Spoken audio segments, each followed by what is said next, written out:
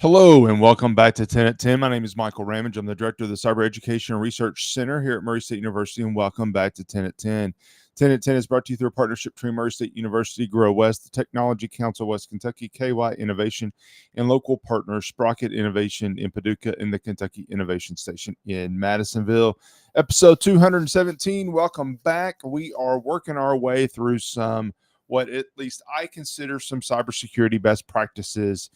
Today we are, let me tee this up. Today we are going to talk about number 3, security education and awareness training. It's actually the third one in the list. It's the second one we're talking about. We'll get to endpoint security in a future episode, but I wanted to touch on security awareness training for a little bit today. So let me start off, and I'll take this off, but let me start off with some examples of why this is important. Back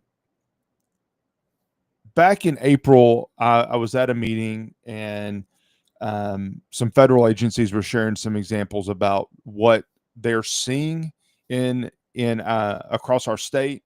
And in this particular example, there was an older couple that was looking at a home improvement website to buy some outdoor, I think it was patio furniture that they were going to buy. They clicked a link. It had an ad. They clicked a link. That link sent them down a really bad path. That path ended up with them having their retirement of more than $700,000 depleted.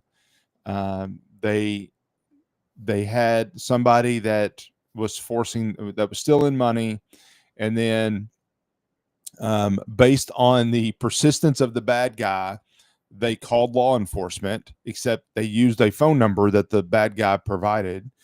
And then law enforcement, which was actually the bad guy, was convincing them to buy gold bars and having them delivered to their house. When they were delivered to their house, they would call a courier. The courier would come pick it up, and the bad guy convinced them that was the best way to catch the bad guy.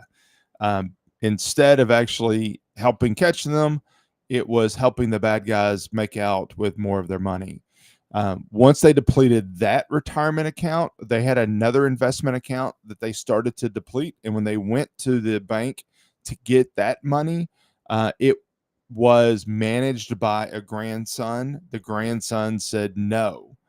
And the couple were like, you can't tell anybody. We're working with law enforcement. This is really dangerous. You can't do this. Anyway, it keeps going on. Finally, the grandson said, it doesn't matter. I'm calling the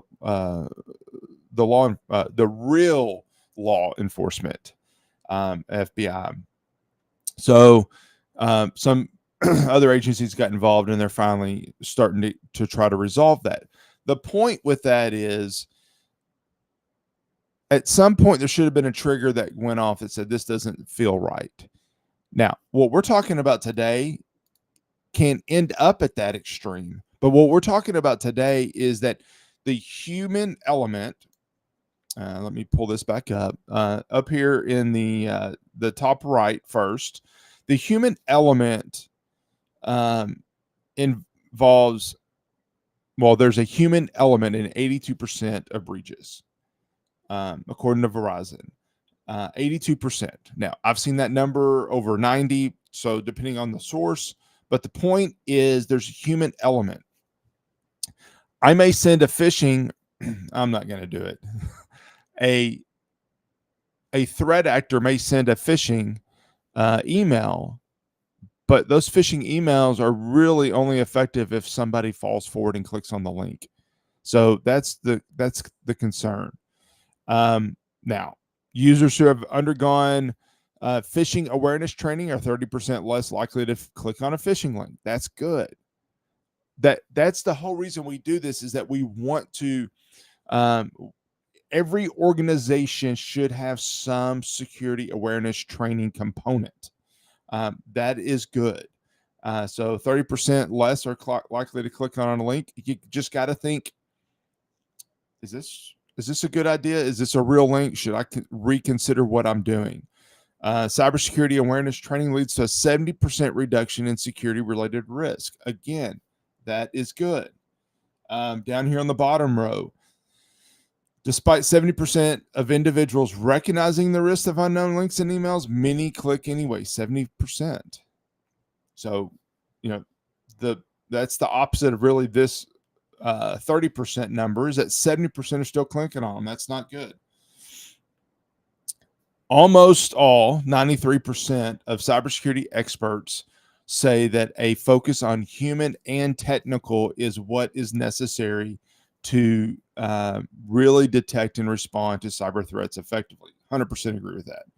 And then 75% of businesses have incurred financial losses due to voice scams. I know that our help desk is seeing a influx of fake voices that may sound like to be prominent staff and faculty, but really they're not. So we've just really got to be careful about all of those elements. All right. So what do you do about it? This is really what matters. First of all, the user awareness training has a few elements. First of all, there's a element that is probably what has been the most common phishing is via email, via websites. It's links. It's don't click, don't tell. If somebody calls and asks you, "Hey, I need to reset your password. What do you want it to be, or what is it?"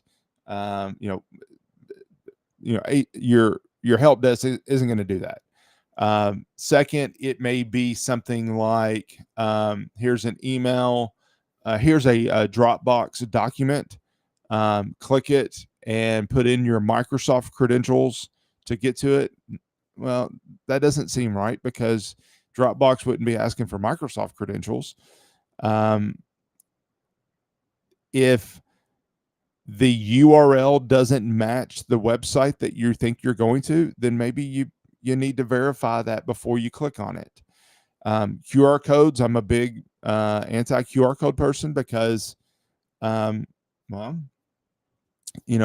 put a QR code that actually one of our staff made, that I've said that I don't want to use this on our material, because while I think that QR code goes to a good place, I haven't scanned it, because I don't like scanning QR codes, because I don't know the URL. Just like you don't want to click a link randomly because you're not sure where it goes, the same thing applies to a QR code. You don't know where that link goes. It just pops up and you go to it. So a few steps to take. First of all, don't trust. I hate saying that, but the reality in the world that we're in today is that we need to be very cautious and do not trust by default. We've got to make sure that things are safe before we start clicking on them. Don't tell. If somebody calls asking you to verify information, don't tell them the information. Don't tell them your password. Don't tell them your social security. Don't tell them your email address. Don't tell any of it. That just by default, don't. If it's your bank calling, call your bank back using the phone number that you know is safe. That's a pretty simple thing. Same thing with, if you get a text from something that says, "Hey, this package got delayed, click here to reschedule it." No, verify it. If Amazon's telling you a package is delayed, you should be able to log into your Amazon account, see that package is delayed before you have to click on it. Take those extra steps. Yes, it's going to take a little bit of time, but before you click something, before you tell something, verify. Verify before you trust. That's really the most important thing for me, is to verify before you trust. I can spend so much time talking about voice scams, texting scams, or phishing, voice phishing, texting phishing. There's so many things that are out there that we need to be very careful about. the bottom line is trust only after you have verified. Always verify first. That's the most important thing when we think about user training. But finally, if your organization doesn't have a user awareness training, talk to me, reach out to me. I can point you in the direction of some good tools. But most importantly, do something. You need something. That's really important. All right. Thank you very much for joining in, and I will see you next week back here on 10 at 10. Thank you. Bye.